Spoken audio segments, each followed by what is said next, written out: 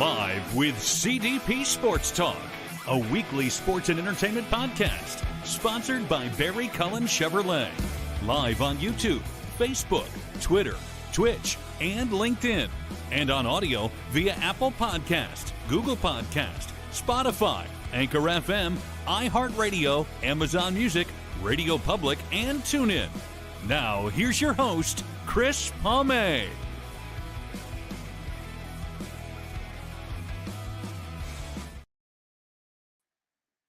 Good evening, everybody. Welcome to Season 11, Episode 11, overall 561 of Live with CDP Sports and Entertainment Talk Show, sponsored by Barry Cullen Chevrolet Dealership at 905 Woodlawn Road West in the Guelph Automall.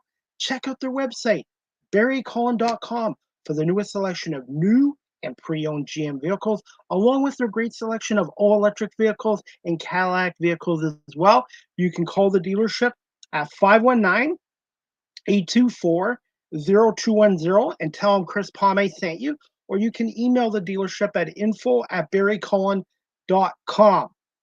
Barry Cullen Chevrolet Dealership has been family run and operated here in the city of Guelph since 1969, and I have been a customer of theirs for the last 25 years and counting, and they are the proud sponsor of Live with CDP Sports and Entertainment Talk Show. I hope everyone's doing well on this Monday, July 21st, 2025.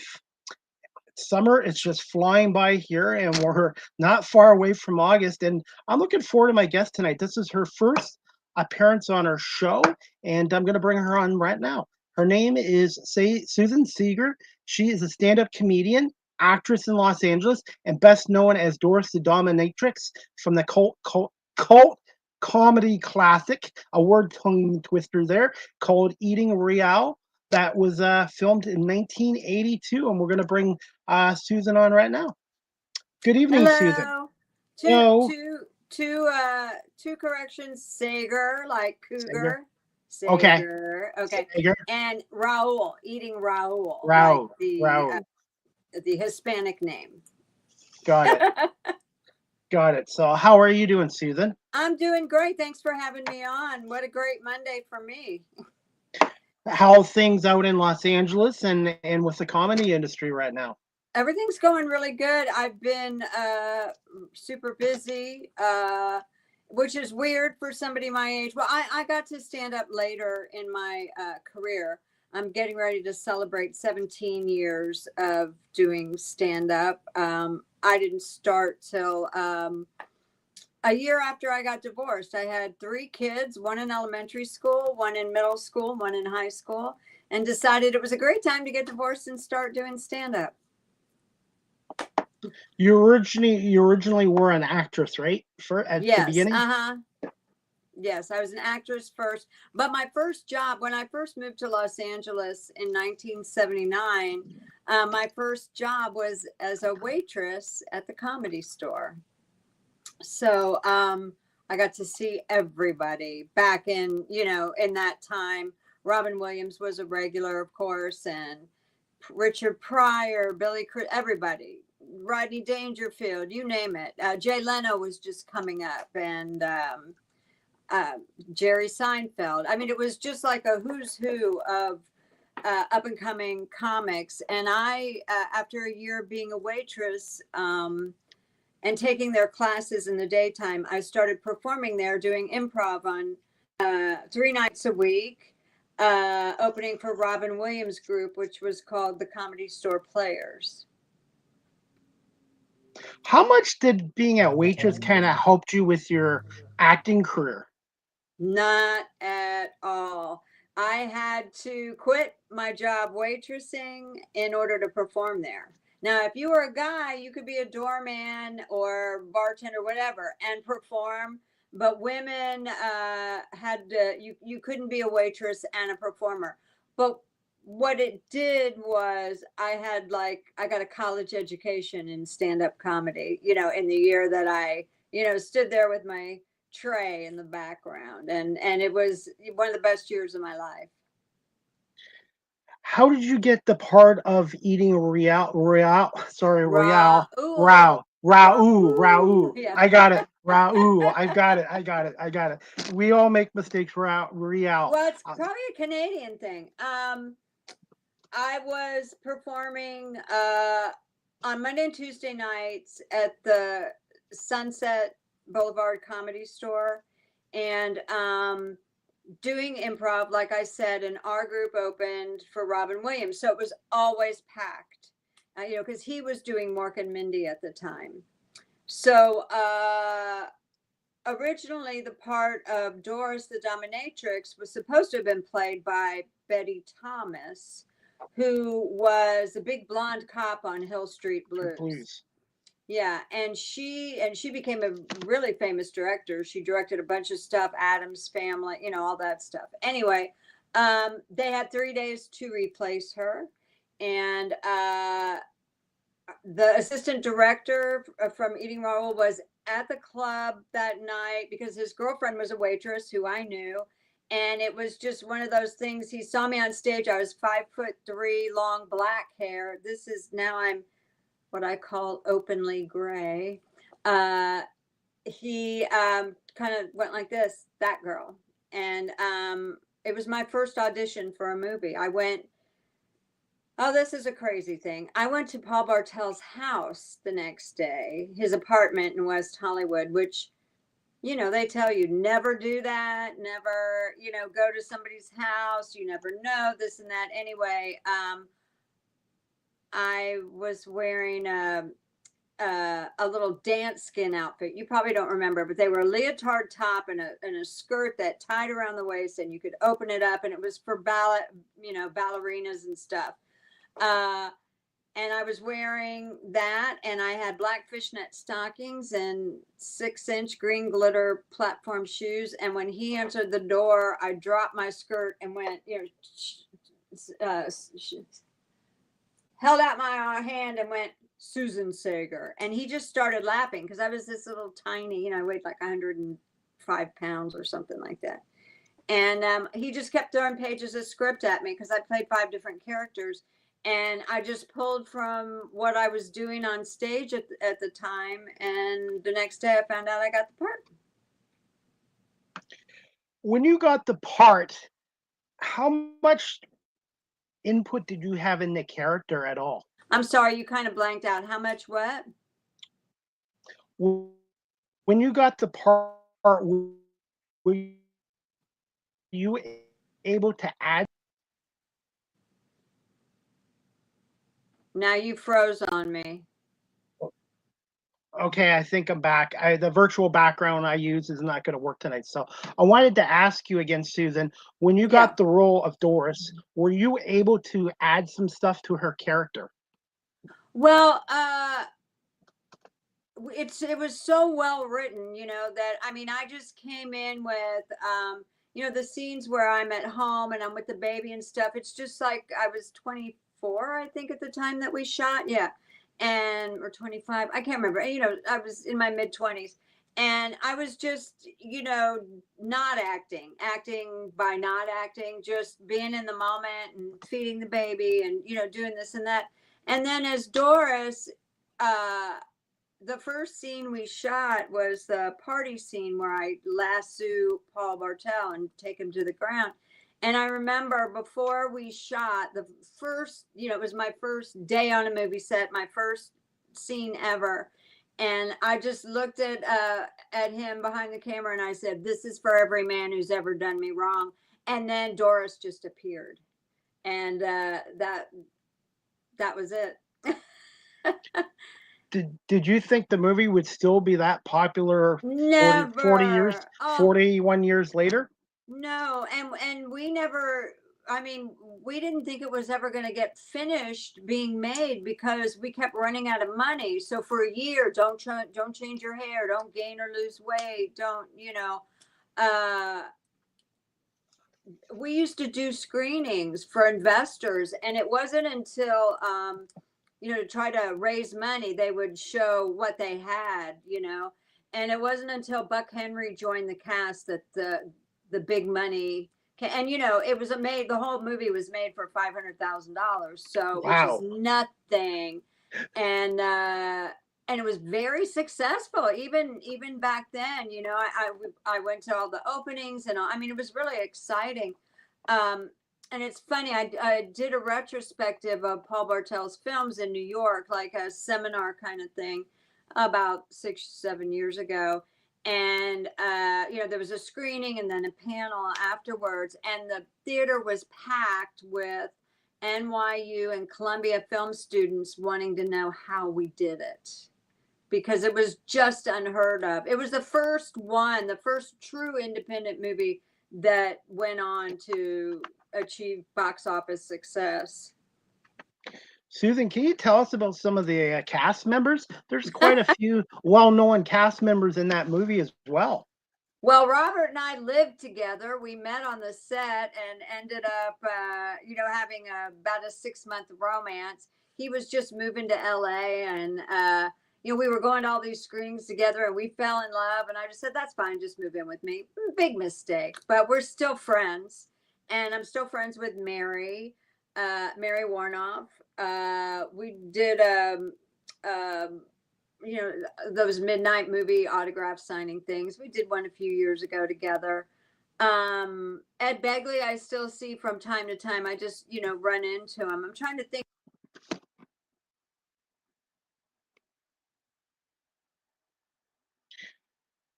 Yeah, Susan, I can't hear you. I can see you, but something to do with your audio. I can't hear you. Yeah, your audio went down. Everyone, just bear with us. It's just an audio issue with Susan. I can see her, but hopefully we can get Susan back on. Susan was just telling us about her experience with her first movie here. And we're just trying to get Susan back on. So I apologize, everybody. It's just a technical difficulty, and hopefully we'll get it back on. Susan, we'll just see if we can get your audio back on. What we'll do while we're waiting for Susan is we'll play a clip of Susan's comedy work. I can see you, Susan, but I can't hear you. It's your audio. There's just an audio issue, so we'll try to get Susan back on here. While we do, we're going to play a clip of one of Susan's comedy performances. So hopefully we get Susan back in a couple of minutes. And we're going to play this from Susan and one of her latest comedy club performance, I think, from this January. So just bear with us, and we're going to see if we can get this going. I decided anyways. In my ripe old age, that I was going to go on the Match.com. Oh my God. Here's the thing. Because I like older dudes, because they can't see shit close up. And I do apologize for the Wi-Fi issue.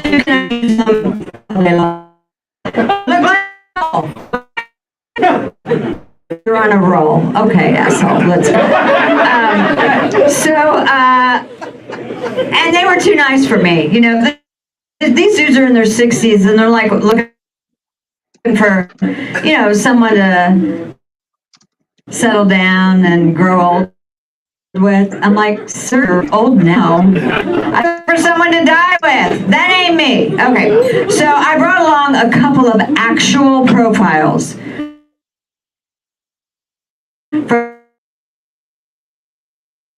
from the Match.com.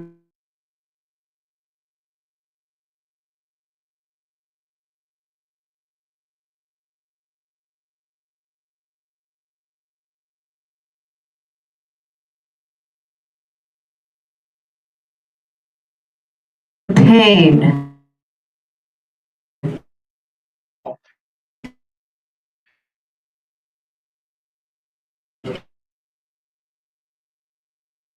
Well, like, does he have a safe word? Is that what we're looking at here? See Susan. Over 11. Get that.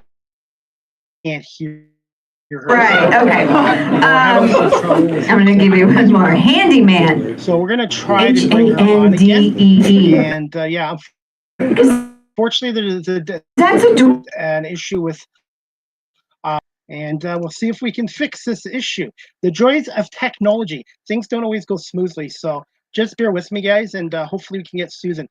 Susan, I guess, can't hear me, and I can't hear her, so I am trying to fix this issue, and hopefully we can get her back on. No sound. Okay. Can somebody, if anyone who's watching this show right now, can you please comment and let me know if you can hear me at all? So hopefully we don't have to reschedule, but we'll see what we can do. Susan, can you retry logging out? I'm going to see if we can try, Susan, if we can get you to re-log out. And we'll just see if we can get Susan to come back on. Again, everybody, I do apologize. This does happen in radio, TV, technical difficulties. Susan just lost the audio. So anybody who's watching this right now, can you please send me a comment and let me know if you can hear me okay or not on the show. So I do apologize. Okay, Susan's back on, and I'm just gonna check something here and make sure my microphone's on. So hopefully we can get Susan on and continue the show. And again, thank you for everybody's patience. So we'll just see if we can get Susan back on. I can hear you now. Okay, I do apologize. And with technology, things don't Yes. always go smoothly. It happens. It happens, and you've seen it probably in the movie industry and in the TV industry as well. Things don't always go 100% perfectly. Never, never, never, never. Especially in the comedy industry as well. Yeah, yeah. That's become my first love for performing is stand-up. I'm doing 2 shows this weekend, and I'm filming my first special in November. Congratulations. Thank you. Thank you. I'm really excited about it. I met the executive producer at a screening of Eating Raoul that, I was with Paul and Mary, and we became really good friends. I guess I met him about 8 or 9 years ago, and I was telling him that I have a partner that I travel with, another mom, Jennifer Valley, and we're known as the cool moms. We're the moms you wish you had, and we did Vegas and stuff a lot before the pandemic, and just around here and stuff. So she came to me, she goes, I got this great idea. Let's do a special, Cool Moms Hot Mess. I said, I love it. But it's really expensive to do a comedy special. So I was talking to my friend Larry Womack, who lives in San Francisco, and he's won all kinds of awards for promotion and filming commercials and all kinds of stuff. And I was telling him about it, and he said, I would like to produce it. So we are on for November 6th. We are filming at Dispensary. It's a performance space attached to a dispensary. It's called the Green Room in Sherman Oaks in the Valley. So it's going to be really exciting. Where is this going to be available on platforms for people to watch? I'm not sure. We've got to get it shot and edited, and then he's the one that is going to shop it around and do all that stuff. I mean, he's talking about Netflix, but we'll see. But what's really exciting is my daughter just graduated from CSUN in California State, Northridge, and in television documentary. And Jennifer's daughter is a segment producer on House Hunters, and she also does stand up. So her daughter's going to introduce us, and on stage, and then she's going to direct the special, and my daughter's going to produce it. So it's a real family, affair. How much work was it putting into this comedy special? That's what I'm doing now, because we're not shooting till November 6th. So I'm trying to take, almost 17 years worth of material and condense it to a half hour. And I have a premise that I've been working on. And now what I'm doing is rewriting and plugging in the jokes so it fits with my premise. How much has the comedy industry changed since you first started doing it in the 80s and 90s to now in 2025? Oh, it's changed so much. I mean, back in the 80s, uh it was, most of the comics that like didn't make it, like a Seinfeld or, or names, touring names, whatever, ended up writing for television. Like most of them became sitcom writers and, and film movie writers. And I know a lot of them that did that. Now it's just, it's way harder to find your niche, to break in. And for me, it was just, I only did it on a dare. I didn't even set out to do it. Now, I had taken a stand-up class back in the day, when I was like in the 80s at some point, and I, put my act together and we performed it at the Improv, and I said, okay, bucket list item crossed off. I never have to do it again. And then I was at a comedy club with a friend of mine, like a year after I got divorced, and it was a female comic, and she kept nudging me, going, you could do that, you're funny, you blah, blah, blah. And I'm like, oh, whatever. And then during this woman's set, she said, oh, does anybody in the audience have adopted children? I raised my hand. And she goes, oh, do they look like you? And I said, well, they're from China, so no. And it got a big laugh. And my friend's nudging me, And she said, well, we got the so no part, but or we got the fact that they're from China. So did you really need to say so no? And anyway, then she got a big laugh. So anyway, my friend and another friend just kept badgering me. So I was living in Tampa, Florida, and I called the local club there and I told them who I was and blah, blah, blah. And because I had film credits and stuff, they made room for me. And I packed the audience with my teacher friends. I was teaching elementary school at the time, and my book club girls and my, neighborhood bridge club. I packed the place. So there was no way I was going to do bad.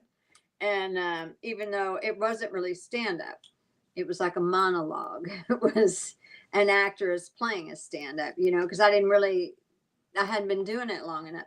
Anyway, the club invited me back, and now it'll be 17 years in a couple weeks.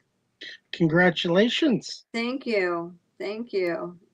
Susan, since I have you on, and I want to get back to the comedy industry, I wanted to ask you this and get your thoughts, since you've been in the entertainment industry for a long time and you've done TV and movies. What are your thoughts on reboots, and do you find the creativity is kind of shrinking in Hollywood nowadays? Well, I'm always amazed at what actually gets made, and I know a lot of people that write, that are writers. Like one of my closest friends, she wrote Encino Man. That also was her. Have you ever seen it with Pauly Shore and? I might have. I've heard of it. And oh God, what's the guy's name? He's became a really big star from it. But anyway. And I was really in on her process, but we used to do a lot of plays, like people that were writing movies and stuff before they became movie writers. And there was so much good ideas out there that when you see half the crap really that's on TV, it's hard. And, reality television doesn't help either, but oh my God, I'm so hooked on it. It's terrible. Because you can't write that stuff, it's, stranger than fiction. I find the imagination is not as good as it used to be back in the 70s and 80s. I'm old school. Yeah. I mean, I have to agree with you, but I sound like a curmudgeon when I say it. So so I don't say it. Do you see in the future that Eating Raoul could be rebooted at some point? Well, they tried once. They made a musical out of it, and it was in New York and I think Berlin, maybe. I don't know, because it's very much like, I saw it again a few years ago, and it is so dated in time, and I think that's part of why it works so well, is that it's like almost a time capsule. That whole montage in the beginning with Hollywood and sleaze stuff, and just the whole thing. I don't know. I'd be really surprised. I mean, I guess nothing would really surprise me. But I mean, I was one of those people out there at least 3 days a week during the actors' strike, picketing, because AI is like a big thing, and it's taken away jobs already from a lot of actors. Like I used to do some, voiceover stuff, and, like you'd do a ADR, they called it, and you'd be like in a crowd of a movie and they go, okay, just talk about your kids, or, do this or that. And now it's all AI generated, and they don't have to pay actors to do it anymore. So it's, it's kind of a shame. And oh my God, have you ever read a script that AI has written or stand up? Not yet, no. And I was going to ask you that too. How much has the AI impacted the comedy industry now? You can tell. And that's a funny thing. There's a guy I do, because I still go out and do open mics at least twice a week because I'm always working on new material and stuff. He like plugged this stuff, this criteria into AI and got AI to write him a 5-minute set. You can tell it is not warm. It is very cliche and not creative or imaginative. And what was funny was he kind of did it in a bit of a monotone robotic voice. So it was really funny, but it was because he was poking fun of it, not because the set was any good, because it wasn't. Susan, being in the entertainment industry, how important is it to wear many ball caps? I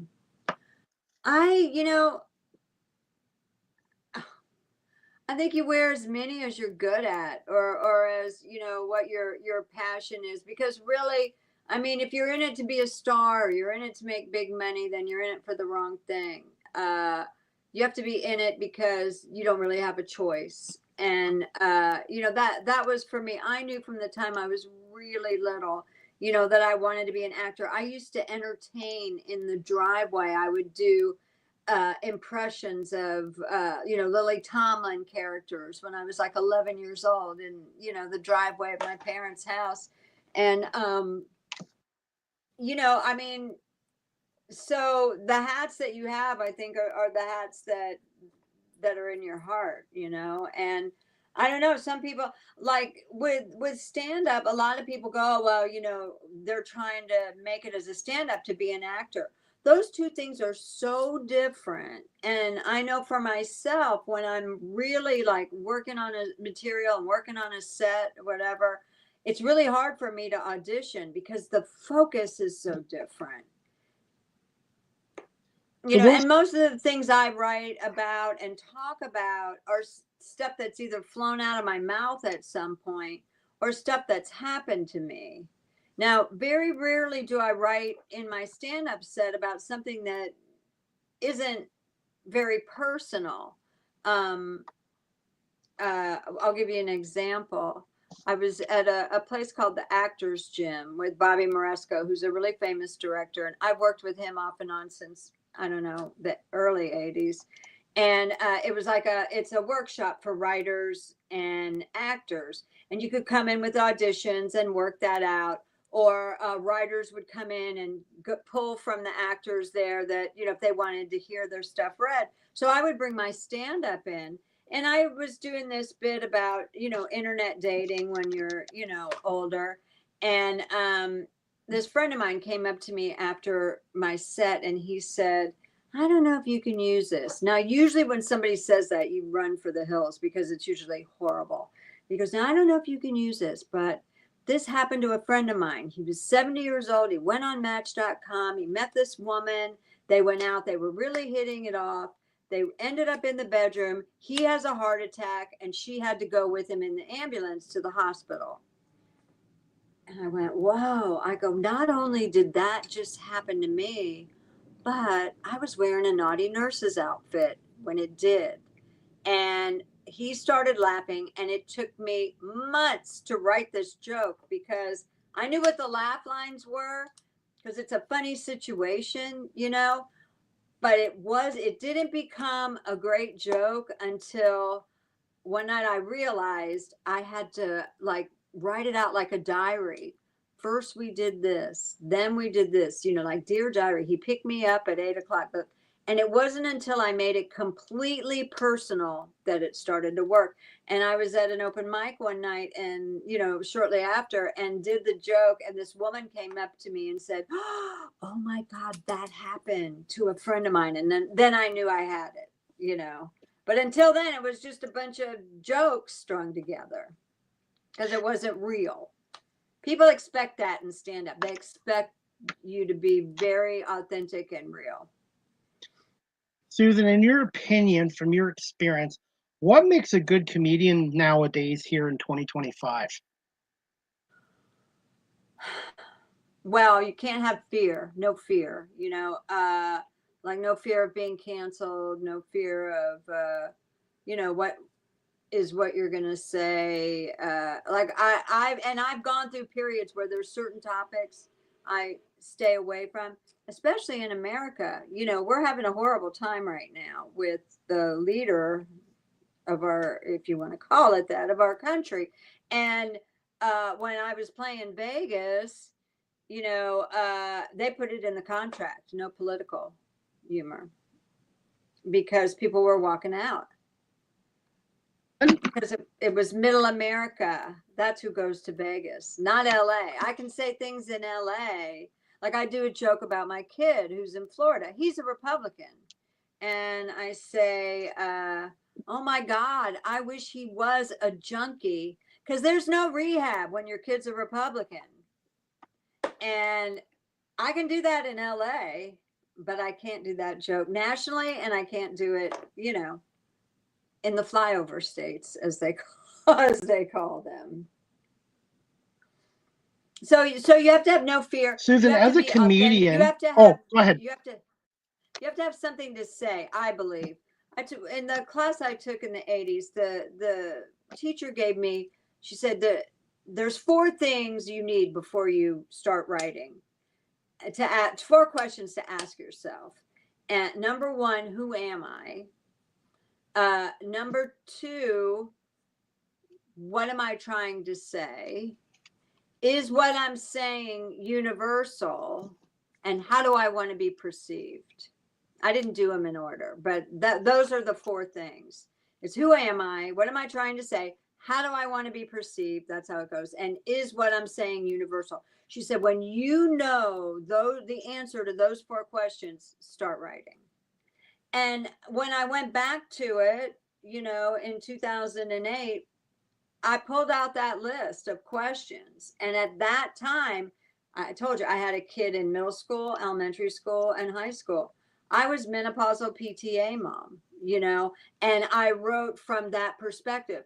Well, now I'm a senior. It's quite different. So it's, it changes as you change. That's all I really. Susan, for our audience watching us on audio or video live stream, and they're interested in getting in the comedy industry, what advice would you give to them? Your university, your school is the open mic, and you need to get on stage as much as you can. And first, ask yourself those 4 questions, because I think if you don't have a perspective, I've heard so many young guys get on stage and talk about masturbating. Well, nobody cares. It's human nature. Thank you. And unless, some, rainbow colors are coming out, nobody really wants to hear about it. And you have to have a point of view. You have to, and how you want to be perceived, I think, is very important. But if you really want to do it, you need 10,000 hours. Do you remember that book, Outliers, where he says it takes 10,000 hours to be an expert at something? And there's so many comics that make the mistake. They get on stage, all their friends are there, like me in the beginning. All their friends are there. they go up, they open their mouth, and the laughs are coming, and it's this and that. But then go up 2 nights later to a crowd that doesn't know you, or 3 nights later. You have to be so comfortable up there.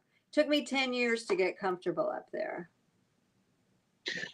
As a comedian as well, you do different cities, different states, maybe even different countries. How important is it for a good comedian to do their homework on their audience? Because every audience is different. The first thing I say when I'm in a different place is a comment on the place. I didn't do that tonight because I wasn't sure where you were, but I think it's really important. You've gotta know your audience. You've got to know who's out there, and I mean, I'm Jewish, so like there's been a lot of time that, especially recently with what's happening in the Middle East and with Israel and all this stuff, I don't mention that stuff. I don't go into that. I don't talk about it because I don't want to alienate half my audience, which I have the potential of doing when I hit the stage. And people go to hear stand up to laugh and to forget. I mean, even though you can talk about topical things and all of that, but there's so much ugliness going on right now. I feel like I don't want to bring that in. I don't find it funny, and I don't want to be alienating to someone. Like, I was very sick. I have an autoimmune disease. I'm fine now, but it's because I'm Ashkenazi Jew. And I did this whole bit about how, like in medical journals, we have call letters. We're called AJs, and all the doctors know what that is because Jews have so many their chromosomes are screwed up because they didn't play well with others, same with Mediterranean people. And but I dropped that stuff, even though I want to be fearless and all that, like I talked about before. I don't want to alienate people, so it's really important to know, like if I was at a Trump convention, I wouldn't do that Republican joke about my kid. It just wouldn't. How important is comedy to everyone's mental health nowadays? Like, especially with what's going on in the world and in the States and everywhere, just for 2 to 3 hours where people can just take their minds off. And I hear it from musicians too, that they find playing music, singing songs. Yeah. Just like with comedians, it's like a mental therapy for them. It is. Well, they say laughter is the best medicine. And I have a sign, in my house that says that. Always remember, laugh daily. But laughter is the best medicine. And when I was sick, it really helped me to write jokes, to find the funny in what was wrong with me. And there was a time where I didn't know if I was going to respond to the medication. I didn't know how long I had to live. But if I didn't laugh about it, I would have cried about it, And thank God, I'm a knock wood, I'm good. I responded to treatments, and I'm doing better than I ever thought I would, So that's part of why this special coming up for me is such, I'm so excited about it. What are some of your inspirations for writing jokes? My inspirations. Yeah, where do you get some of them? Usually it's something that's flown out of my mouth at some point or another. And somebody go, "Oh my God, have you ever said that on stage?" And I'll go, "No, should I say that?" Like I was talking about, I have a colonoscopy coming up, and I said, "Oh my God, the last time I had a colonoscopy, when I was coming out of that drug, which was so wonderful, I started doing stand up in the recovery room, laying like, oh, I'll be here all morning, and just I find it everywhere and anywhere." How would you describe what's a couple words to describe yourself as a comedian? As a comedian, well, I think I'm pretty genuine and open, and I don't know. I like to think I'm funny, but it's like I wrote this thing about aging. Like I talk a lot about aging and stuff, and wrote a blog about it. And it's like, you've got to take whatever it is that's happening in your life and find the funny in it, you know? And I think I do that, you know? I have a line, I don't want to, you know, do my act, but I go, you know, I date older guys because they can't see shit close up, you know, and that is a perk, you know? And so that's probably something I said at some point, you know, but it's what I like about my own stuff is I want to be the chick that you want to go have lunch with, you know, that you find amusing enough that you got that she's a hoot. I'd like to have lunch with her. And that's what I wanted when I was an actor too. I knew I wasn't a, you know, big, sexy, whatever. I wanted to be the girl you wanted to hang out with. And now I want to be the old lady you want to hang out with. What are your thoughts on, oh, go ahead. Go ahead. I wanted to get your thoughts on open mics to improv. What are your thoughts on improv comedy? I did it for so long, and I can't be a fair judge of it because I'm so over it. You know, I mean, I was at the Improv with this group called Off the Wall, like every Monday night for 3 years, because they had Bernadette Burkett was in it. She was George Wendt's wife. He just passed away. May he rest in peace. And Wendy Cutler. And so for 3 years, they kept having babies, you know, first Bernadette, then Wendy, then Bernadette. And I was their go-to girl. And I loved it. It was wonderful, but it's such a skill. I think it's way more of a skill than stand-up because you're flying by the seat of your pants. And for so many years, I mean, that was my thing. But when I found stand-up, that's really been my thing. And my first jokes really went back to, I have 2 daughters that are adopted from China. And I used to speak at seminars for cross-cultural adoption. And my part of the seminar was people say the darndest things because you can't believe, you know, if somebody came up to me once in the market with my 2 little girls with me. I also have a son, a biological son, but with my 2 little girls with me and said, oh, how much did they cost? And I was just like, whoa, you know, I mean, it really can take you aback if you don't know. So my first jokes were comebacks, but, you know, twisted comebacks to the questions that people actually asked me. Susan, do you have a few more minutes for a few more quick questions? Okay, sure. Okay, and I do again apologize for some of the technical Wi-Fi issues. It's okay. Get through it. Have you thought about in the future becoming a comedy coach or a teacher, and maybe even writing a book about your experience? No. No, I mean, I think it's too subjective for me, and I've never felt that. I only know for myself, I guess, that. But I think if somebody came to me, I mean, I wouldn't discount it. You know, I just never thought about, you know, hanging a shingle and going, now I'm a comedy coach. So no. As a comedian or even as an actor and actress, how important is branding and marketing yourself, and how competitive is even the comedy industry now in 2025? It's so different. I mean, back in the day, you know, I mean, we didn't have internet. We didn't have cell phones. You know, we didn't even have answering machines. When I started, I was with Actorphone, and it was an answering service that you called to see if you got calls.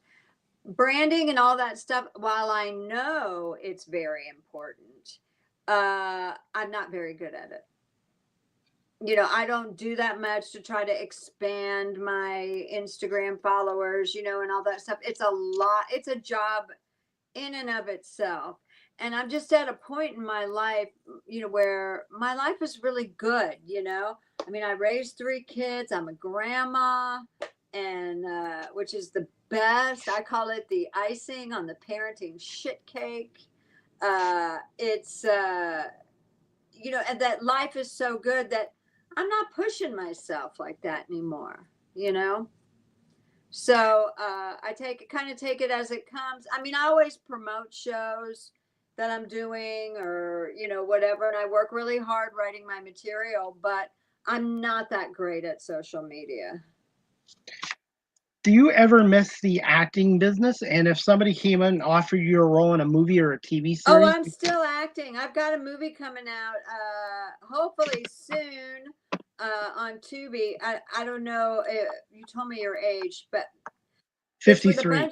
Yeah, it's a bunch of kids that were on Nickelodeon in the 90s. Did you guys watch Nickelodeon shows in Canada? We didn't have that channel in Canada. Oh, you didn't? Okay. No. Like All That. And anyway, it started out, it was supposed to be a web series. They decided to make it into a movie. It's called The Tonopah Five. And it was written for me, so I didn't have to audition, which was great. But I have a manager for acting and an agent, and I still go out on auditions. They just don't know where to put me because I don't look like your typical grandma. Age is just a number, by the way. I can't hear you. What? Yeah, I apologize. Hopefully we can wrap this up in a couple of minutes. It's just been some Wi-Fi issues tonight, unfortunately. So gotta ask you this, Susan. Since we're wrapping this up, can you just tell us about being a regular cast? Can you tell us about being a regular cast member on the Stephen Weed show and what made that show so successful? Your experience. Well, Bryan Cranston was in it. How about that? It's going to be successful, you know, no matter what. But that was before he was Bryan Cranston. My friend that wrote the movie I mentioned earlier, I can't think of it now. She wrote it. It was written by a good friend of mine, and it was a send-off of the 70s. And Stephen Weed was Patty Hearst's boyfriend when she was abducted by the SLA. And so I played the woman's lib person, and it was a total ensemble cast. And that show ran almost 2 years. We won, you know, all the Dramalogue awards and all of that stuff. That was really great. That was great fun. What are your thoughts on Saturday Night Live celebrating their 50th year? I think it's fantastic. I mean, I'm one of those people, I'll watch it no matter what. Some seasons are better than others. Some episodes are better than others, but it's still, in my mind, Saturday Night Live, it's iconic. And they did look at my tape one year. Wow. Way back in the day. And that was the year that Denitra Vance was cast. They wanted a Black female, so they looked at it and said, thank you very much. But at least they looked at it. That's how I felt. Who were some of your early influences or mentors with actors and actresses and comedians when you were growing up? Well, I always loved Mary Tyler Moore and Dick Van Dyke.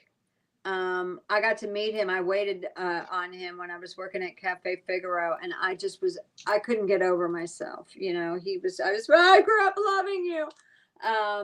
When I was really little, we saw Jackie Gleason in Miami Beach at whatever the theater was that he was playing, because I grew up in Miami Beach. North Miami Beach, I have to say that because it's very different from Miami Beach. A 3-camera live was what I always, you know, like aspired to and wanted to do. And then I ended up making movies, you know, poor me. I would still love to do it, though. You mentioned Lily Tomlin earlier. What made her such a good actress and as a comedian? And what was your favorite Lily Tomlin movie? Well, it was her work on Laugh-In, her characters, Edith Ann, and that was my favorite. That was the one I used, and that's the truth. You know, and her Ringy Dingy Ladies. I adored her. I was always a big fan. My parents were very bohemian, and we lived on Miami Beach, so they would go see Mort Saul and Lenny Bruce down at the clubs in Miami. And, you know, I grew up listening to all those records. And and Richard Pryor was, to me, the god and of comedy. And Dave Chappelle, I love Dave Chappelle, Chris Rock. And Joan Rivers, I was always a big fan of hers. Legend. As a matter of fact, my nail polish is an homage to Joan Rivers because she always had her ring finger a different color. I'm gonna put you on the spot here as a comedian. What is on your bucket list going forward as a comedian in the future? You'll have to see my special because that's my premise. Yeah, I do the whole thing that the premise of the show is I came across my bucket list from when I was 24 years old. And so what was on my bucket list then and what I accomplished and what's on it now. I'll tell you one of them. When I was 24 years old and I moved to LA, I wanted to ride in a limo. So I porked the limo driver. That was easy. So that's the kind of thing. But it's funny that you mentioned it because that is what my bucket list is, to do this special. And I cannot believe I'm getting to do it. So. What do you enjoy the most about being a comedian and an actor? What makes you do it? Well, I know for an actor is because that's who I am. I mean, I always say, in my set, I go, I didn't always do comedy. I'm a classically trained actress. I played Juliet. So this is what Juliet would look like had she lived. And can you tell us about your favorite TV role as a prankster on the 90s version of punk called Totally Hidden? I need to watch this on YouTube, I'm assuming. I have to catch up on this. My favorite filming thing was I got to work with Mr. T. Do you remember Mr. T? Yes, from the A-Team, yes. Yes, and Mr. T and I did a prank that was called Mr. T's Pudding. And Mr. T, we went to an elementary school, and the whole premise was to get these kids to try Mr. T's pudding. We had chocolate, vanilla, and strawberry, and I was Mr. T's assistant. And so they put garlic in the chocolate, vinegar in the vanilla, whatever. They made it horrible. These kids would not tell Mr. T it was bad. And they would go, "It's really good. It's delicious, Mr. T," because they loved him so much that they wouldn't tell him. And the funny thing working with him was he was so great to work with. He was just so much fun. But he's sitting there, and we had those, I don't know what they're called, but those earpieces, and the director is giving us whatever. And he starts talking to the director like, "What'd you say? You want me to move my head?" And it's like, thank God it was kids, because anybody else, the prank would have been blown, It was just hilarious. So yeah, I'd say Mr. T was my favorite. What made him such a great actor? Was he a great actor? I don't know. I know I enjoyed him on the A-Team. He was who he is. He was just a personality. And as a personality, he had it all. He had charm, warmth. He was loving. He was sincere. He was all of it. And that's who he really was. And as we wrap up this show, Susan, what are some fun facts about yourself and your career? Or one fun fact? Or even one fun fact. One fun fact.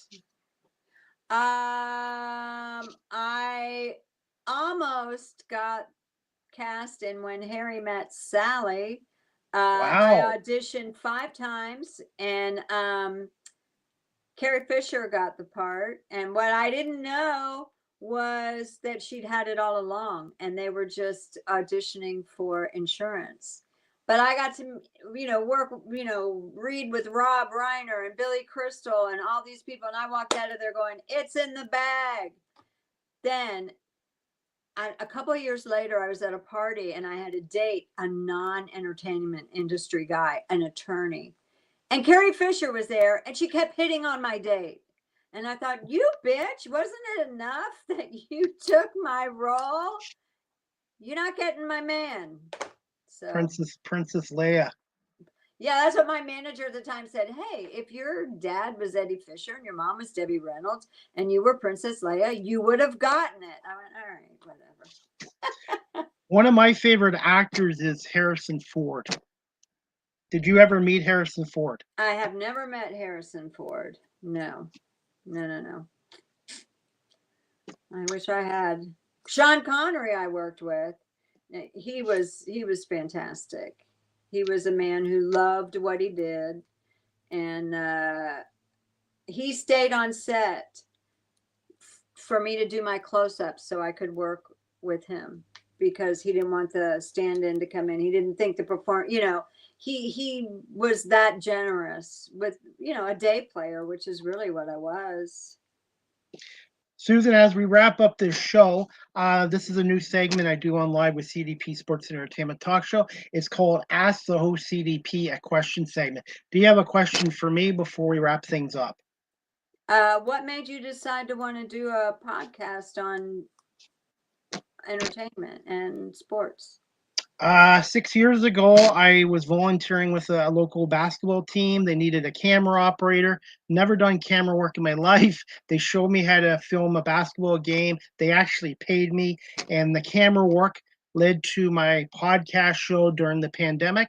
And I got a taste. I was on a radio station for 2 years in Georgia on WQEE 99.1 FM. So I got a taste of radio, and this is something I have a passion for. Storytelling and the learning aspect of my guests. And I was in corporate security before I did all this for 23 and a half years in a gambling environment. So I learned how to think on my feet, use my mouth when I needed to, but I also had to learn how to listen to and dealing with different types of people and walks of life.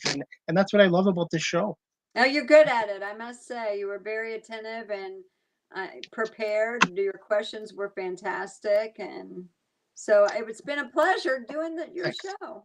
Thank you. And when I started this 6 years ago, everything was scripted. I wasn't very good, but I didn't give up. I had people believe in me. Anyone that's watching this show, going to any career, it takes time, and you have to have a strong mindset as an actor, comedian, a podcaster, talk show host, whatever. You have to believe in yourself, and you have to keep working away and grinding it. And mistakes do happen, and you're gonna fail. I always said that, Chris, that I learned much more from the sets that didn't go well than from the sets where I went out there and killed, because that's where you get your humility. That's where you get to the nitty gritty of what you're doing, and you have to accept it and embrace it. 100%. And finally, Susan, can you just tell us about some of your upcoming live comedy performances? And do you have any plans to perform internationally at some point, even in Canada? Well, I would. If somebody wants to book me, I'd love to come to Canada.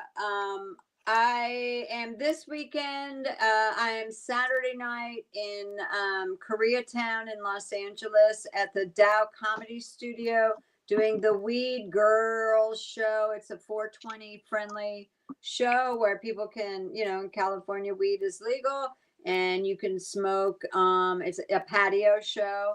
And then Sunday night, I'm doing Friends of Andy Southern, or Andy Southern's Friends are Funny. He's this great comedian. He's a young guy, and I met him years ago doing a mic, and I just adore him. And anytime he asks me to do something, I say yes. And so that's Sunday night at the Fourth Wall Comedy Club. And where can people find you on social media? Susan Saiger at Instagram. I don't have, what's that other one? TikTok. I don't have a TikTok. No. I leave that to my kids. I joined TikTok 5 years ago, and it taught me how to promote myself and my guests. And it's been a very, very good tool. I know, but I guess you'd have to teach an old dog a new trick, because if I can learn, anybody can learn. Okay. I didn't even know what Wi-Fi was 15 years ago. I don't think many. Well, not before COVID. It didn't. Who cared? That changed a lot of things, and that's when I found my new career, is during the pandemic. Yep. Well, Susan, I want to say thank you so much for giving us more than 40 minutes. You are so welcome. Oh, and yeah, it's almost 5 here, so it's time for me to take my dog out before she gets really angry. Yes, dogs are number one. Make sure you give her a good walk and a I pet, will. and give her a treat for me. And I would love to have you back on again in a future season as a guest, and maybe closer to when your comedy special comes out as well. Yeah, that'd be awesome. I'd love to. Give me a little bit of time tonight, and I will send you the video, the audio, Great. and I'll edit the video into some like 30, 40-second clips, because not everybody has an hour nowadays to watch or listen to a Yeah. talk show. Short attention spans. That's right. Thank you so much.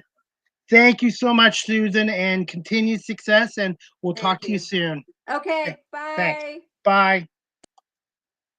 All right, guys, that concludes season 11, episode 11, overall 561 of Live with CDP Sports and Entertainment Talk Show. And I want to say thank you to my guest, Susan Saiger, a comedian and an actress out in Los Angeles. I do apologize for some of the Wi-Fi issues tonight. Fortunately, that happened, but me and Susan got through the show. I'm going to attempt to try to play the clip again of Susan Saiger recently in January at Flappers nightclubs. So we're Not working in we can a house. play this. So take that shit to Angie's list. This is not the place for that. Okay. Aren't you tired of managing? So I don't care, like what you're. Unfortunately, there is an issue with the audio on that clip. So what I'm going to do is I'm going to try to play another video of Susan from YouTube. So I do apologize for the technical difficulties. So I'm going to try to find a video of Susan's on YouTube, and we'll see if we can do that instead. Fortunately, yeah. And I found it right now. Just bear with me. It's from the Best of the Fest 2021 Burbank Comedy Festival, and I'm going to play that clip for you guys right now. I'm just going to remove this video clip. Unfortunately, I don't know why it wouldn't work, but it happens. So we're just going to find another way of doing this. Thank you, everybody, for your patience.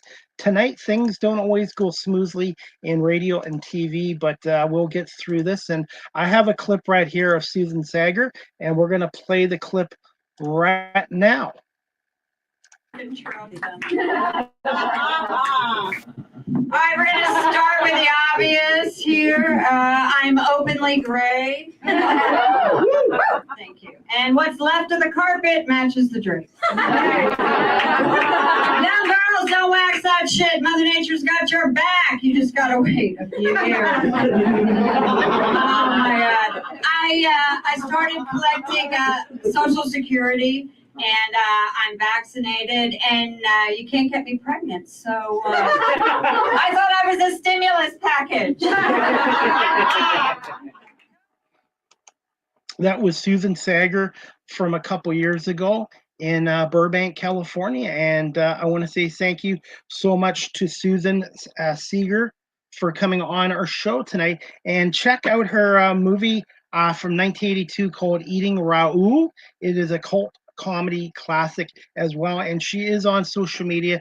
She does have her own website, and she is on Facebook and Instagram, and I have her social media sites on my ticker as well. And before we wrap up this show, guys, the next Live with CDP Sports and Entertainment Talk Show, again sponsored by BarryCollin.com, is going to be tomorrow night, Tuesday, July 22nd at 6 p.m. Eastern, with my special guest Denise Rosenberg Greenhut. She is a stand-up comedian from the U.S., so we're going to talk to Denise about her stand-up comedy career and how she got into it and some of her latest comedy shows as well. And before we wrap up this show, guys, as always, my one sponsor is Barry Collins Chevrolet. Check out the employee pricing event at Barry Collins Chevrolet dealership, a 2025 Silverado LD ZR2. Get up to $11,300 off MRSP on select models. More details at BarryCollin.com, or drop by the dealership at 905 Woodlawn Road West in the Guelph Auto Mall and tell them that Chris Palme sent you. And as we wrap up this show, guys, If you're looking for a personalized video message from yours truly, I am now a part of the Cameo family. Go to cameo.com and type in Chris Palme, and I'd be happy to do a personalized video. Birthday wishes, pep talk, happy anniversary, or if you want to ask me questions about my 3 talk shows and some of my favorite interviews, or even some of the mistakes I've made, go to cameo.com and type in Chris Palme as well. And as we wrap up this show, guys, you can also follow this content creator on Blue Sky Social. That's right, I'm on Blue Sky Social at live with CDP19 on Blue Sky Social. If you're in the Cambridge, Ontario area and you're looking to adopt a pet or even volunteer with them, check out the Cambridge Humane Society at 1650 Dunbar Road in Cambridge, Ontario. Telephone number 519-623-7722, extension 0. Or you can email them at cambridgehumanesociety.org or info at cambridgehumanesociety.org. All the pets that are up for adoption there, their profiles are on cambridgehumanesociety.org. And if you're looking to volunteer there, go to the website and fill out a volunteer application form there right now. They have a lot of great volunteers down there, and the staff does a really good job with taking in homeless pets and making sure they get adopted into good homes with good families as well. So please consider volunteering as a dog walker. I'm down there twice a week and I really enjoy it. And the Cambridge District Humane Society every Wednesday has a pet emergency fund for people in the Cambridge area who are struggling with the high cost of pet food nowadays. So if you have some dog food, cat food, bunny rabbit food, pet food that you'd like to donate to the Cambridge District Humane Society, give them a call or pop by there at 1650 Dunbar Road in Cambridge, Ontario. If you're from the Cambridge, Kitchener, Waterloo, Guelph area, the Cambridge District Humane Society is right across from where the Cambridge Centre Mall is right now. And also the Cambridge Humane Society is looking for gift cards to the Dollarama store, laundry soap they could use, cat litter, cat treats, dog treats, bedding, whatever you have, you can donate. They would towels and stuff like that. They would greatly appreciate it. So the Cambridge District Humane Society, they do a great job down there. And if you're looking to adopt, don't shop. Remember, you can't buy happiness, but you can adopt it down at the Cambridge District Humane Society. As we wrap up this show, guys, Live with CDP Sports and Entertainment Talk Show is live streamed on YouTube, Facebook, Twitter, X, Twitch, LinkedIn, and now available on Instagram and hopefully one day TikTok. You can check out my website on beacons.ai/Chris D. Palme. Again, Live with CDP Sports and Entertainment Talk Show is brought to you by Barry Cullen Chevrolet Dealership at 905 Woodlawn Road West in the Guelph Auto Mall. Check out barrycullen.com for the newest selection, new pre-owned GM vehicles, along with their great selection of all-electric vehicles and Cadillac vehicles. Or you can call them at 519-824-0210 or email them at info@barrycullen.com. Speaking of social media, I am on TikTok. If you want to follow me on TikTok at Chris Palme and check out my latest content there as well. StreamYard is the official live stream provider of Live with CDP Sports and Entertainment Talk Show. If you're into webinars or podcasting, check out StreamYard.com. They have basic free plans. They have paid professional plans like I do. And if you're a business that does a lot of webinars or live streaming, StreamYard.com and contact their sales department for pricing as well. Live with CDP Sports and Entertainment Talk Show, the audio version is on these platforms: iHeartRadio, Amazon Music, Spotify for podcasters, Apple Podcasts, Breaker, Pocket Cast, Spotify, Castbox, LinkedIn, Pandora, TuneIn, YouTube Music, and Good Pods. And please subscribe and hit the follow notification as well. Finally, guys, you can email the show Live with CDP Sports and Entertainment Talk Show at cpalme19@gmail.com. Any comments, questions, suggestions, feedback would be greatly appreciated. And also, if you'd like to tip the host and contribute to my YouTube channel, you really like my YouTube content and my talk show, I am on PayPal.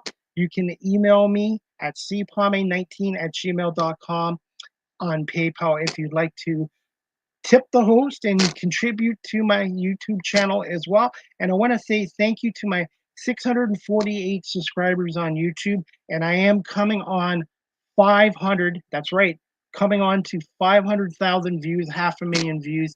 So thank you everyone for subscribing and watching my YouTube channel. And I have some more content coming soon as well. And I will be down at BMO Field this Saturday night for the Winnipeg Blue Bombers, Toronto Argonauts Grey Cup rematch at BMO Field at 7 o'clock as a member of the media. So check out my social media pages for pictures, videos, and some pre and post game interviews from the Argos Blue Bombers matchup at BMO Field this Saturday night, 7 o'clock kickoff on TSN or TSN 1050 with Mike Hogan and Ben Grant on the radio. And I'm really looking forward to that game. Winnipeg is 3-2 coming off back-to-back losses to Calgary, and the Toronto Argonauts are coming off another devastating loss, 1 point to Montreal, 26-25 last Thursday. I believe both these teams are going to be desperate. Winnipeg's lost back-to-back games, blown out by Calgary, and the Argonauts have now lost 5 out of 6 games, and they're 3 games out of first in the East right now. Montreal and Hamilton are 4-2. Ottawa's 1-6, and Toronto's 1-5. But the thing is with the Argos, they're not just 3 games behind the Alouettes and the Tiger Cats. They've also lost all 3 games between playing Montreal and Hamilton. So really, they're really 4 games out of first place in the CFL East. So the Argonauts have no more. The Argonauts right now, even though it's only July, don't really have much more room for more losses. So this game Saturday night is huge for Winnipeg to get back into battling for first in the West, with Saskatchewan and Calgary at 5-1, and the Argonauts want to get back into a playoff picture with a win. So this is a huge game as well. And as for the next Argo Bounce podcast show with Nick Small and myself, I'm hoping to do one this week. I have not heard back from Nick, so fingers crossed we can do a show this week and preview the Argos game against Winnipeg as well. And finally, you guys can follow me on Facebook, Twitter, X, Threads, Instagram, Blue Sky, LinkedIn, everywhere except Snapchat. And again, please, if you haven't already, subscribe and hit the like and share notification to my YouTube channel as well. And finally, the Detroit Tigers are back in action tonight after their 2-1 win last night in Texas, breaking the Tigers' 6-game losing streak. So the Tigers are now 60-40, 20 games over 500, still 11 games ahead of the Cleveland Guardians. So the Tigers tonight are in Pittsburgh for 3 games. And then the Toronto Blue Jays, their former American League East rivals, will be at Comerica Park for a 4-game series at Comerica Park, which could determine who's going to be the number 1 seed in the American League. The way the Toronto Blue Jays are playing right now, they're right behind Detroit, I think by 1.5 games for the best record in the American League. And again, I want to say thank you so much to my guest tonight, Susan Saiger, for coming on my show. She is a stand-up comedian and actress out of Los Angeles, California. So thank you so much to Susan and to everyone watching this live stream and on my audio platforms. And again, I want to apologize for the Wi-Fi technical difficulties. So hopefully tomorrow night we don't have any of those same issues. And again, next live with CDP Sports and Entertainment Talk Show, brought to you by BarryCullen.com. Tomorrow night, Tuesday, July 22nd, 6 p.m. with my special guest, Denise Rosenberg Greenhut, a stand-up comedian from the USA. I hope everybody has a great night, and we'll see you back here tomorrow night at 6 o'clock for another edition of Live with CDP Sports and Entertainment Talk Show, brought to you by Barry Cullen Chevrolet dealership here in Guelph. And for those businesses in the Guelph area watching this show, if you're looking to advertise, check out CDP Media Productions, Live with CDP Sports and Entertainment Talk Show. You can email me at cpalme19@gmail.com if you're interested in coming aboard this show as a sponsor and advertise your business as well. I hope everybody has a great night. Enjoy the Major League Baseball action. Yankees and Jays are going on tonight in Toronto, Tigers and Pirates, and we'll see you back here tomorrow night, 6 o'clock with Denise Rosenberg Greenhut.